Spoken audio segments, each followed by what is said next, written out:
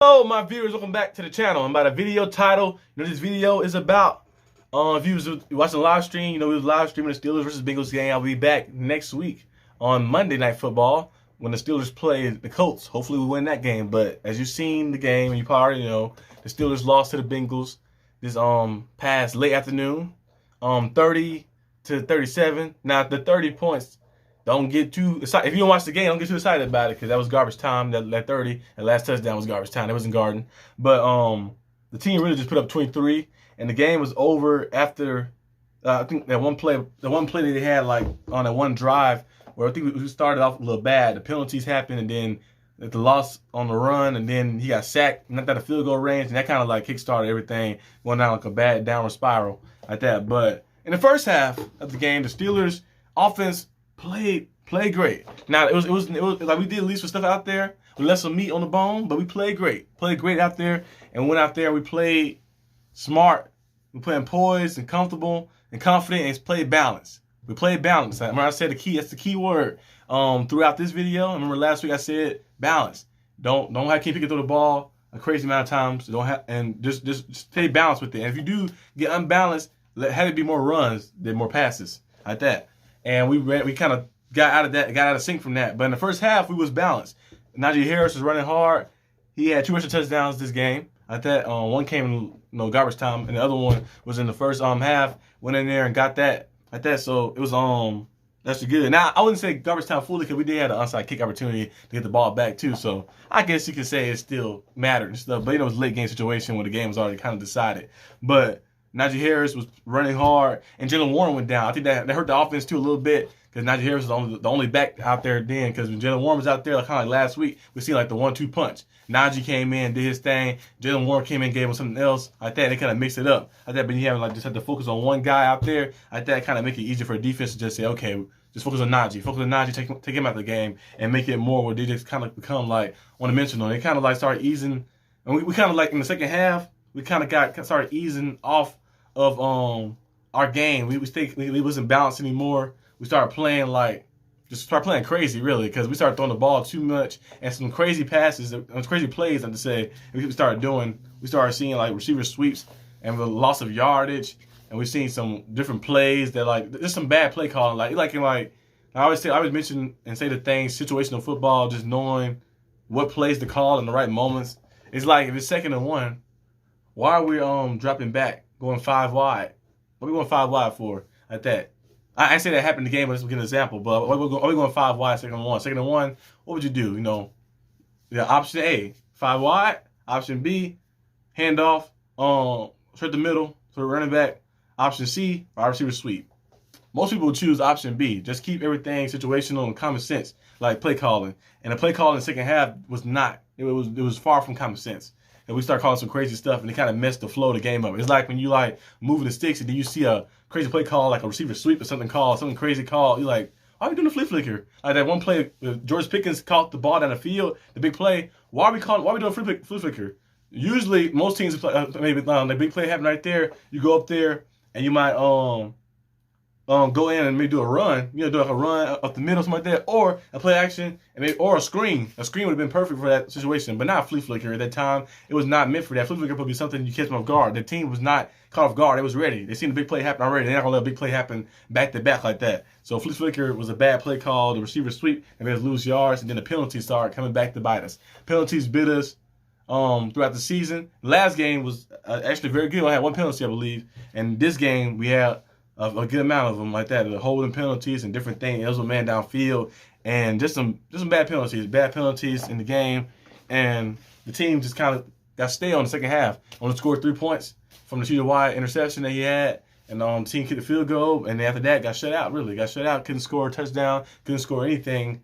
I guess that the last touchdown at the end counted, I guess, when Najee Harris up and over the middle, but the game was already decided and stuff. But the team kind of got lost from his ways of keeping the offense balanced and just going. I guess since Jalen Warren wasn't out there anymore, but the play call was bad. And Matt Canada was doing good at first. He was doing good throughout the game. He did good, solid last game. But it's still got to be a change. I know that they're not going to do it. They're not going to make the change, of course, right now. It's probably be late in the season. But if you was like, if you know your job on the line, you think you have some type of sense of urgency. You'd be like, man, you know what? let me go out there and just show him. I'm gonna show him that I'm the real deal, something like that. But it's like the play calling, like just like get crazy. Like he be like calling some good stuff and then just like get out of sync and they mess the whole flow of the game up. Like, why would you call some of those plays in those situations? And then Kenny Pickett, he did miss some throws. He made some throws though. He missed some throws here and there. But one thing that was good that stood out, it was a positive thing from the game, the turnovers. The offense didn't turn the ball over. That was a positive. That was a good thing. Offense turned the ball over. Got a lot of 3 and outs. Couldn't move the ball in the second half. I think kind of got too stale on offense. Well, got way too stale on offense, but the offense didn't turn the ball over, and the offense also didn't. Kenny Pickett didn't have. Well, actually, that's it. That's really it. That's all the positives. Really, I was gonna say something else. I thought I had something else to say. But yeah, they didn't turn the ball over, and Pat Freiermuth looked good. I like seeing Pat Freiermuth play on the outside. I'm a little sleepy, guys, because I've been woke. I was up last night watching the AEW event. I made the little video review on it. And I woke up early in the morning, went to church and stuff. So I'm a little tired, but I'm gonna get through this video.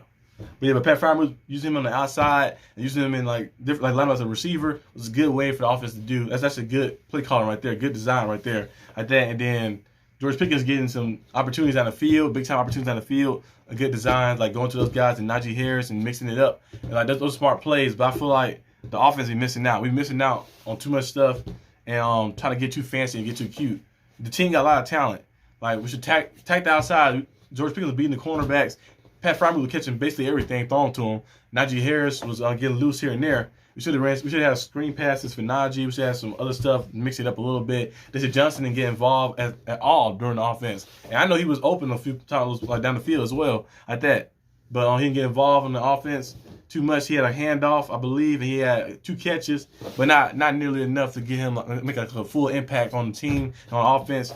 But the offense just looked bad in the second half. Now the defense, I know people gonna say that, well, the defense allowed 37 points, but if you look at you watch the game fully, the defense. I know the first half. Now the first half defense was solid. They allowed 17 points in the first half, a little bit. Let some players get to him. So I did P. Ryan breaking tackles, getting and scoring a touchdown. But in the second half, the defense started hammering on Joe Burrow, making plays and getting opportunity to the offense. Good field position after good field position. And what happened? 3 and outs. Get out of, not that a field goal range. Not that a field goal range again. 3 and outs. Get all your opportunities. The defense going out there and putting stops on them. And defense get tired eventually. They got tired in the fourth quarter. And you get gassed out. You get tired. You make mistakes because you're not thinking like a boxer. A boxer's in the ring. And when a boxer starts dropping his hands, dropping his shoulders, like that, he's getting tired. He's getting gassed out, like that. And when you get tired and put your arms down, put your guard down, that's when you start getting hit. And the Bengals was lighting us up. They was hitting us with jab, combos, overhand rights. They were hitting us at everything they got. And they scored those 2 touchdowns that sealed the game. And the field goal just put the icing on the cake, basically. And yeah, on the team kind of just got out of sync. And I'm not really I don't really sound I'm not sounding angry or anything, but I just sound disappointed probably because it's kind of what you like. I came in the game and thought we had an opportunity, and I seeing us play, I was like, okay, there you go. That's the fight I want to see. And that's the play call and the ability to do stuff. But we went out our ways. We trying to get too fancy. Why would you have Kenny Pickett throw the ball? Well, he threw the ball. Let me look that up, actually. He threw the ball a good amount of time. I think he threw the ball 38 times.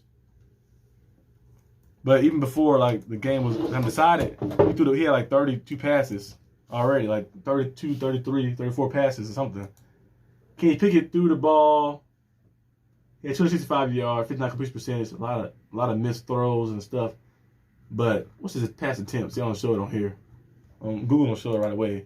Let me click on this real fast. It's a little insider. Okay. He threw the ball 42 times. Yep.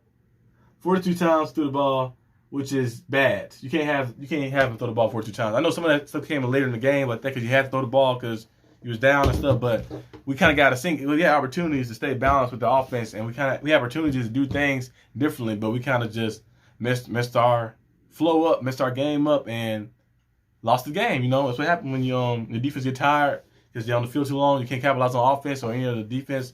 What the defense give you, the interceptions and none of the stuff you can't capitalize on, and that's what happens.